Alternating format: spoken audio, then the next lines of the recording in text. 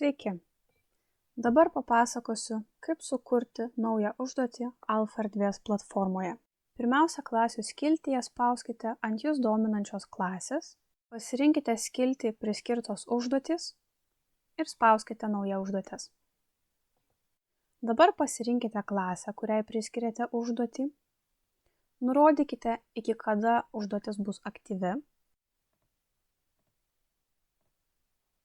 įveskite užduoties pavadinimą, pasirinkti individualius mokinius, kuriems priskirtumėte šią užduotį, galėsite tik tada, jeigu turėsite Pro paskyrą.